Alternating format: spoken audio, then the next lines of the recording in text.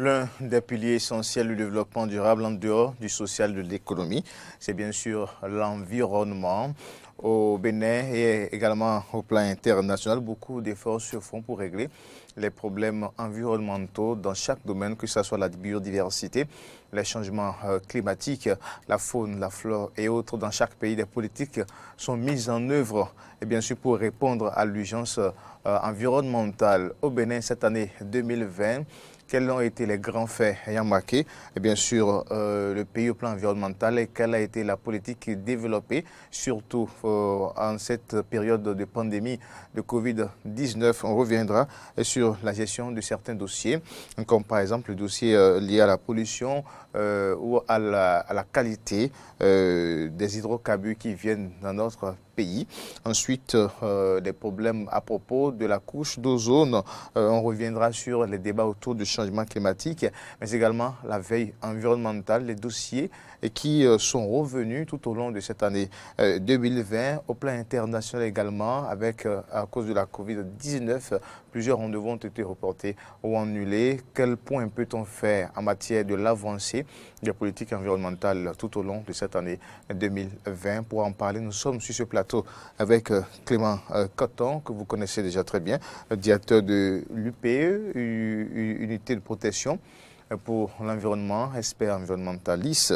Il est avec nous pour essayer donc de revenir sur les avancées ou les appréciations à faire à propos de la politique développée au Bénin et au plan international cette année 2020, année un peu spéciale à cause du Covid-19. Monsieur Coton, bonjour. Bonjour, Corneille. Comment allez-vous? Super bien. Et chez vous, monsieur Coton? À merveille. D'accord. Alors, aujourd'hui, d'abord, le monde a été quelque peu surpris en décembre 2019. Ça fait déjà un an que on est parti de l'épidémie à la pandémie, c'est bien cela. Voilà. Et de Covid-19 qui a fait traîner ou bien ralentir les activités, d'abord au plan international. Et ensuite, les grands rendez-vous également au Bénin. Oui, le pays s'est donc adapté, comme d'ailleurs un peu partout sur le continent. Quels ont été, selon vous, les véritables freins apportés par par l'épidémie sur donc, la gestion de la politique environnementale? Déjà, il faut dire que nous revenons sur Covid même. Vous vous rappelez, c'est sur vos plateaux ici que je suis venu. On a échangé sur les gestes barrières, les comportements qu'il faut avoir. C'est le moment de remercier le peuple béninois quand même pour avoir adopté ces comportements-là. Et si vous vous rappelez très bien, j'ai dit, c'est le moment à jamais où le Béninois doit mettre en exergue l'article 27 de notre Constitution, qu'il a droit à un environnement sain et le devoir de le protéger. Donc, vraiment, ça nous a permis d'éduquer nos populations. Vous vous rappelez des descentes dans les écoles, des descentes sur le terrain pour voir comment ça se passe. Aujourd'hui, Covid n'est pas parti, mais nous sommes appropriés des gestes barrières pour faire autant que nous pouvons. Même s'il y a un peu de relâchement ces derniers temps. Mais il y a un peu, oui, mais vous savez, quand c'est une situation surprenante qui a surpris le monde entier, et donc le temps de s'adapter jusqu'au bout, à des moments donnés, le lacisme, on est des êtres humains, c'est-à-dire le monde est rempli d'êtres humains qu'à un moment donné se disent, bon, oh, Covid, bon, ça, mais la vigilance demeure quand même. Même s'il y a un peu de baisse, la vigilance demeure. Et d'ailleurs, c'est cette situation de Covid-19 qui nous a amené, qui a amené beaucoup de réunions à être annulées, beaucoup de rencontres à mettre en berne, beaucoup d'approches qu'on ne peut plus en faire comme nous sommes en train d'échanger. On a adapté les stratégies, les rendez-vous au contexte. D'autres stratégies télé où on se parle par vidéoconférence et tout ça. Mais ceci dit, le combat a quand même continué. Vous vous rappelez, c'est dans ce même plateau que nous avions mené le combat de l'essence à très peu de soufre. Aujourd'hui, malgré qu'il y a eu Covid-19, peut-être certains se disent l'essence de bonne qualité que nous devons avoir dans nos stations, est-ce que ça existe, est-ce que ça continue, mais Non, ça continue. Le Bénin s'est inscrit dans une logique. Est-ce que aujourd'hui, est-ce qu'on est sûr que ce que nous avons dans nos moteurs aujourd'hui, ce que nous allons prendre à la pompe aujourd'hui, ça respecte la quantité minimale ou la qualité? Ça me fait presque 25 ans de combat.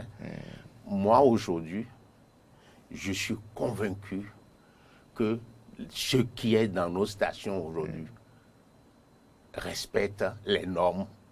Mais, ceci dit, nous ne pouvons pas le jurer à 100%, 24 heures sur 24. Est-ce qu'il y a des tests réalisés? Donc, est-ce qu'il y a des les preuves? tests, non, il y a des tests, il y a des prélèvements dans les stations. Vous allez acheter de l'essence à une station, mais on ne peut pas vous l'interdire. Et nous, il nous arrive, nous, de faire des prélèvements et de voir si l'arrêté interministériel qui met les normes, le taux de soufre à 50 ppm pour le gasoil et à 150 ppm pour le comment on appelle, respecté c'est respecté dans la plupart des stations et nous continuons d'y veiller. On a des partenaires qui viennent et que nous cherchons à le faire ensemble. Mais ceci dit, le débat a beaucoup évolué. Et à quel niveau on est aujourd'hui? Vous savez que sur cette qualité d'essence dont nous parlons, qu'il faut respecter au Bénin, au niveau de la CEDEAO, nous, au niveau du Bénin, depuis Abuja 2016, ça a été adopté 50 ppm de taux de soufre dans le, comment on appelle, dans le gasoil et 150 dans l'essence. Le problème qui s'était posé, c'est que cette teneur était fortement, voilà, était trop fort dans... Non, le problème qui s'était posé, c'était difficile l'application. Pour rappeler voilà, le contexte. Le contexte, c'était que le Bénin était adapté à un taux beaucoup plus élevé. Et subitement, dangereux, hein, voilà, subitement, l'ONG Publiae a eu à faire un constat sur un certain pays de l'Afrique de l'Ouest, ce qui a fait un tollé général qui dit que les normes importées en Europe, c'est à 10 ppm. 10. Et l'Europe qui nous envoie, on est à 3000, c'est-à-dire la réglementation était un peu légère. Et dès que l'ONG a publié, les ministres en charge de l'environnement et des hydrocarbures se sont retrouvés à Abuja en 2016. Et il y a eu un long débat. Il faut dire, il faut revenir au moins à 50 ppm. Est-ce que ça résout le problème puisque oui, vous dites qu'en Europe on est à 10 Non, ça résout le problème. Au moins la qualité est beaucoup plus raffinée. Mais c'est ça qui a fait que le Bénin faisait partie des rares pionniers à pris cette décision. Ça fait beaucoup de tollé. Et dans la sous-région aujourd'hui, est-ce qu'on est sûr que le problème a été évacué? Le Bénin fait partie des meilleurs. Et à un moment donné, nos pétroliers avaient des quantités énormes qui n'étaient pas ces normes-là dans leur stock. Le Bénin a permis, puisque c'était en transit en réalité, le Bénin leur a permis de les dégager à un moment donné. Et depuis lors, la plupart, nous ne pouvons pas dire qu'il ne peut pas y avoir le risque zéro de quoi que ce soit. La plupart de l'essence qui rentre dans notre pays respectent les normes. Mais maintenant, aujourd'hui, les normes ont encore évolué. Le 5 février dernier, 2020, à Ouagadougou, il y a les experts en hydrocarbures en environnement qui se sont retrouvés pour revoir les normes. Et aujourd'hui, on est à 50 ppm taux de soufre pour l'essence et 50 ppm taux de soufre pour le gasoil. C'est ça qui est l'humour. C'est la CEDEAO qui l'a adopté. Les experts l'ont proposé. Et c'était le 5 février que les experts l'ont proposé. Et le 6 février, toujours 2020, les ministres se sont réunis pour l'adopter, pour dire à partir du 1er janvier 2021, c'est une décision de la CEDEAO. À partir du 1er janvier 2021, l'essence qui rentrerait dans les pays de la CEDEAO serait 50 ppm de taux de soufre pour le, comment on appelle, pour le gasoil et 50 ppm pour l'essence. Donc ça veut dire, de plus en plus, dans l'espace CEDEAO, le taux est en train de se resserrer. Ce n'est plus ce qu'on a dit, 50 et 150. Maintenant, c'est 50. Et il est demandé à la CEDEAO de prendre des dispositions pour que les pays membres de la CEDEAO l'appliquent.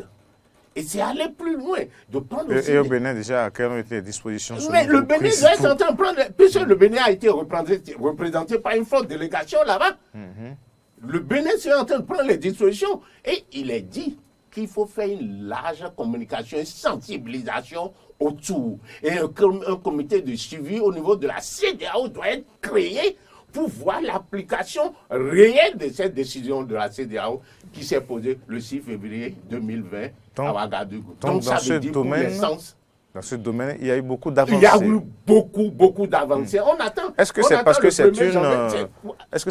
une lutte intégrale dans la sous-région que ça a pu évoluer de cette façon? Non. Parce que généralement, sous nos cieux, je vais vous dire, et c'est ça que nous ignorons. L'environnement aujourd'hui devient un système de mécanisme international. C'est-à-dire que quand le problème se pose chez vous, si vous traînez les pas, le voisin, lui, il prend d'avance. Et ça continue comme ça. En Europe, c'est 10% de ppm, de taux de soufre, que ce soit essence ou gasoil. Vous concevez pourquoi en Afrique ça va être comme ça? Là où on l'achète, c'est à ce taux. Donc il y a quelque chose qui ne va pas. Mais ceux qui le vendent comme ça, quand nous avons commencé... Et ceux qui l'ont fait ont commis un crime, non? Mais ce débat serait ouvert un jour. C'est à vous les journalistes. Nous on avait lancé le débat à l'époque. C'est à vous les journalistes de continuer le débat. Pourquoi ça durera longtemps? La complicité également de nos dirigeants? Mais moi je ne rentre pas dans... Moi je suis dans un débat environnemental. Et mon débat, c'est que il faut qu'on arrive à un taux de soufre très bas. Si on n'a pas de gouvernants consciencieux, le peuple, même c'est qui ne pense qu'à leurs intérêts, on peut tuer le peuple, c'est ça justement. Parce que si pendant plusieurs décennies, on a intoxiqué avec cette qualité d'essence. Bon, maintenant, je vais vous poser une question. Pourquoi vous n'avez pas ouvert ce débat? Monsieur Gautran, vous n'avez pas inversé les rôles? Non, je n'inverse pas. J'ai posé juste, je ne vais pas inverser. Vous attirez l'attention sur un fait. Vous parlez d'un fait, vous parlez de crime, tout ce que vous voulez. C'est votre droit le plus absolu. Mais ouvrez le débat. Pourquoi vous n'avez pas cherché, depuis qu'on est passé sur le plateau, et qu'on mène ce combat? Ça me fait, ce combat de carburant, ça fait 1 an, vous vous rappelez? Et on l'a suivi. Même plus, on l'a suivi de très très près. Je vais vous parler d'une décision de la CEDEAO, prise les 5 et les 6 février 2020. J'ai la forte délégation béninoise, je sais ceux qui ont participé, je sais ce qu'on a dit. Et à cette occasion, la CEDEAO était claire de faire une communication et une grande sensibilisation sur ce point et de demander au pays de suivre l'exécution de cette décision.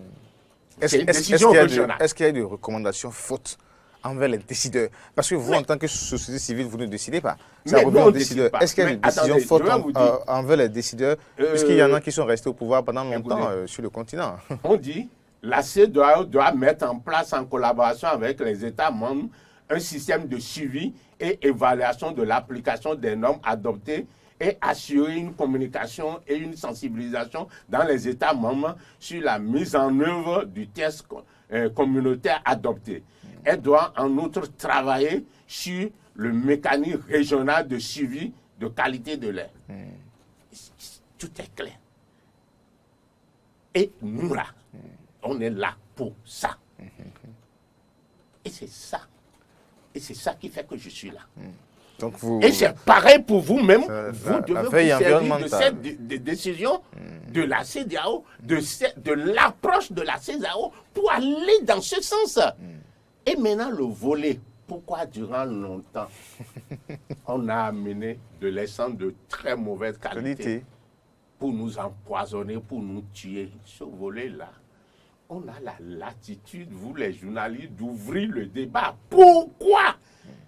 Et pourquoi rien n'a jamais été fait? Et c'est maintenant que le combat, les taureaux ont été pris par les cornes. Et là, je vous ai toujours dit, j'ai toujours remercié au passage le ministre Donato, qui a eu ce courage Et avec le gouvernement, le chef d'État qui a eu son courage de frapper sur la table pour dire ça a été décidé à Abuja, c'est 50 et 150 points. Nous, on l'applique. Et j'espère aussi les 50 là qui viennent d'être suggérés par la CEDEAO fera les mêmes. On aura la même approche. Donc, c'est pour vous dire en termes clairs, voilà. nous ne pouvons pas nous taire face à une situation si complexe. D'accord. Alors, nous allons donc poursuivre sur d'autres sujets également, d'autres sujets qui ont été des préoccupations essentielles tout au long de cette année également, 2020, après donc les avancées notables notées dans la lutte pour une meilleure qualité de carburant ou d'hydrocarbures sur le continent africain, notamment dans la sous-région ouest africaine. Les efforts du Bénin qui s'est révélé comme étant donc leader en la matière justement dans la sous-région, et pour corriger et qu'on ait de meilleure qualité, qui respectent les normes et qui respectent également l'environnement. On poursuit maintenant avec la couche d'ozone également. C'est vrai que c'est un sujet qui revient beaucoup aussi. On célèbre la journée le 16 septembre, c'est bien cela. Monsieur Coton, oui. Aujourd'hui, je crois qu'à ce niveau également, on peut se frotter les mains qu'au Bénin, il y a eu quand même beaucoup de choses, et même au plan international. Oui, à ce niveau, comme je le dis souvent, beaucoup de choses ont été aussi faites. Pour la couche d'ozone, j'étais aussi dans votre studio sur ce point précis. Ce que nous retenons, c'est que le pouvoir a pris toutes les dispositions pour que les gaz les plus indiqués se retrouvent dans notre espace de vivre. Ça veut dire quoi? Vous voyez, nous avons un climatiseur ici. Il y a une qualité de gaz qui doit être mise dedans aujourd'hui. Mais et sur ce point précis, une chose est que le gouvernement adopte la décision. Une chose est que le gouvernement anticipe. Une chose est que le gouvernement a la volonté. Mais il faut que la veille environnementale existe. Vous, Corneille, vous allez dire que je vous pose des questions. Je ne me pose pas, je ne fais qu'attirer votre attention. Est-ce que vous savez si le frigoriste qui met le gaz dans votre climatiseur ici a la qualité recommandée par les tests en vigueur en République du Bénin? Est-ce qu'il achète chez un distributeur agréé? Puisque le Bénin a agréé des gens spécifiquement pour ça. Voilà les vraies questions que nous avons aujourd'hui. Donc, c'est les comportements que chacun de nous doit avoir. La dernière, on a eu une réunion sur la couche d'ozone tout récemment, que je dirais de Mme Gauthier, Yvette, que je remercie au passage, où on s'est dit, puisque c'est une session de la commission d'ozone, il faut qu'on fasse tout pour le Béninois s'approprie des différents tests liés à la couche d'ozone. Et que partout que ce n'est plus un débat, former seulement les frigoristes, former les spécialistes. Mais en termes de sensibilisation, qu'est-ce qui est fait concrètement? Parce qu'on a encore l'impression que c'est quand il y a le 16 septembre, vous ne savez pas trop, qu'on voit des unités un peu partout. Encore que c'est difficile pour décrocher encore une interview de la part de ces acteurs qui s'occupent de la politique environnementale. Mais oui, mais parce qu'il faut que ça décolle avant qu'on nous dise. Mais Corneille, je vais vous dire ceci. Effectivement, la sensibilisation, elle est peine à venir. Parce qu'il faut les moyens. Il faut les moyens. C'est-à-dire, quand vous posez un acte, il faut les moyens de votre acte. Ça veut dire quoi? Ça veut dire il faut les moyens à donner aux structures compétentes, aux structures de la société civile, pour qu'ils descendent, qu'ils fassent même des sensibilisations pour les journalistes qui sont dans des studios climatisés ou autres. Le ministère n'en-t-il pas les moyens, ou l'État n'en-t-il pas les moyens? Non, c'est la difficulté éternelle que les pays du Sud ont les moyens réels pour leur politique. Parce qu'on en a longuement parlé la dernière fois au cours d'une réunion. Mais les moyens, il faut les trouver pour sensibiliser tout le monde. Vous, les journalistes, par exemple, quand on parle de couche d'ozone, quand on prend par exemple les gars, je ne prends que ceux-là qui sont dans les climatiseurs, qui sont dans vos bureaux un peu partout. Mais vous ne savez même pas la qualité. Et vous m'appelez pour parler de couche d'ozone. Vous ne savez même pas si le frigoriste qui achète ce gaz, il achète... Vous le dites seulement parce que ces affirmations gratuites... non, je dis... C'est une façon de parler. Non, c'est une façon de parler. Attention, ne sortez pas du cadre. Je dis, la veille devait vous amener, je vous l'ai dit tout simplement, la veille devait vous amener à chercher à savoir... Si vous voyez le parce que chez nous, ici, il y a des techniciens qui vérifient tout mais ça. Oui, pour la sécurité du matériel, pour nous aussi. Le technicien vient faire l'entretien. Vous le voyez. Ah, mon gars, est-ce que ce que tu es en train de mettre dans ma clim... Mais il y a des équipes qui le font pour ça. Mais non, si vous avez les gens, c'est déjà bon, c'est ce dont on a besoin. Parce que nous avons partout et pour la sécurité du matériel et tout. Non. Mais si je reconnais que c'est un comportement que nous n'avons pas généralement dans nos maisons et dans l'administration aussi. C'est ça, et c'est ça la difficulté qu'on a. Donc il faut sensibiliser pour que les gens puissent avoir... s'approprier réellement de quoi il s'agit. Quand on vous parle par exemple d'essence, le Béninois doit comprendre désormais que quand il va à une station, il prend son essence, il peut dire au pompiste, j'espère que c'est la bonne qualité. Le seul fait de dire au pompiste, j'espère que c'est la bonne qualité, le seul fait d'inlaner aussi, ça lui crée des problèmes. Mais quand il dit ça au pompiste, le pompiste remonte à ses patrons. On dit, attention, la population commence pas à poser ce genre de questions, que faisons-nous? Et c'est-à-dire, la veille, elle est permanente, pratiquement. Monsieur Cortan, on a plus que, je crois, 4 minutes. Il y a beaucoup de sujets qu'on n'a pas pu donc aborder, mais rapidement, en matière de lutte contre le réchauffement climatique, et ça n'en a plus de temps, peut-être en guise de conclusion, on peut revenir sur d'autres détails. Moi, je vous dirais deux choses très rapidement. Il va falloir que la lutte contre le changement climatique, nous changeons nos comportements. La pression que nous faisons sur les forêts, nos gestes quotidiens, nous le changeons. En 1900, on était à peine à 1 milliard de personnes. Aujourd'hui, on est peut-être à 7 milliards. Donc, la pression humaine sur nos forêts, il faut qu'on change et qu'on demeure plus vigilant. La dernière fois, on faisait une veille environnementale. On s'est retrouvé à Plakodji. On s'est retrouvé en face de 2 usines. Si vous voyez à Plakodji, il y a la Société des ciments du Bénin, SCB. À côté d'SCB, il y a une grosse société qui est en train de se rénover, qui va faire de l'huile végétale avec des grands cuves. Et ces 2 vont être mitoyens désormais. Ça pose un grand problème d'insécurité. C'est la faute à qui? Et ça-là, c'est la faute à nous tous. Vous avez avant, je m'explique. D'abord, la population. Non, la population devait y veiller dans sa veille. Et secondo, il y a, en tant que la police environnementale, avec les moyens de sa politique, Cotonou était quadrillé en zone. C'est-à-dire, tel inspecteur s'occupe de telle zone, et il y a des jours où il sillonnait pour voir. En plein cœur de Cotonou, il y a quand même un chef quartier qui doit quand même Mais je dis, c'est pourquoi je dis la veille, le chef quartier, vous savez ce qu'on a vu? C'est avec le chef quartier on est allé voir ça.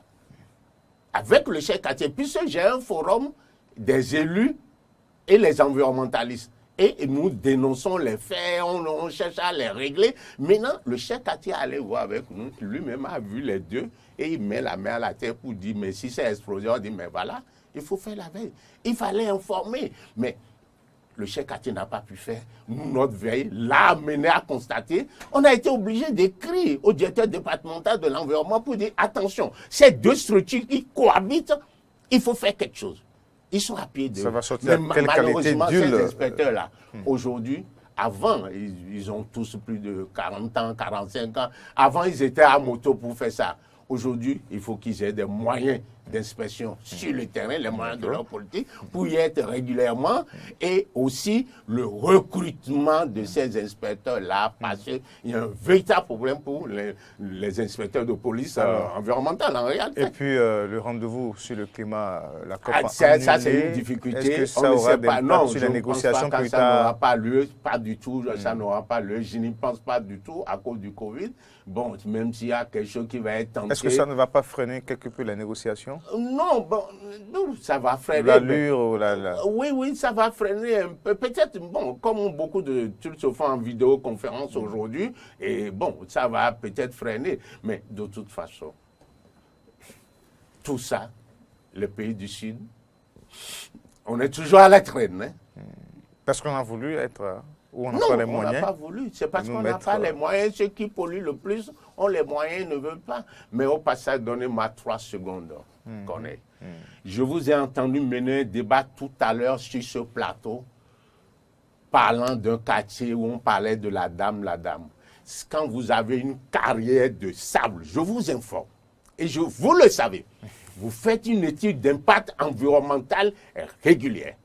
On vous donne un certificat de conformité environnementale en essai d'un plan de gestion environnementale et qui vous oblige à l'entretien des voies et à avoir une bonne cohabitation avec les populations. Tout ce que je vous ai entendu dire là, c'est la non-application du plan de gestion environnementale. Il n'y a pas le problème des autorités qui ont failli, personne n'a failli. Le responsable de ce dragage-là doit appliquer le plan de gestion environnementale qui lui a été donné et les populations ont la paix. Merci, M. Cotton. Merci. Avec vous, on est revenu sur les grandes préoccupations bien environnementales au plan national, surtout tout le long de cette année 2020. On a compris que le Bénin s'est beaucoup illustré en matière justement de lutte pour une meilleure qualité d'hydrocarbures dans la sous-région. Également sur le plan de la préservation de la couche d'ozone, beaucoup d'avancées ont été constatées. Au plan de la veille environnementale, les OSC sont toujours à pied d'œuvre pour aider les autorités à dénicher et bien sûr les problèmes sur le terrain. Merci également votre passage sur ce plateau de matin d'Éden. On va poursuivre certainement le reste des débats sur les rétro-environnement, les rétros pour les grands sujets de fin d'année. Merci à tous.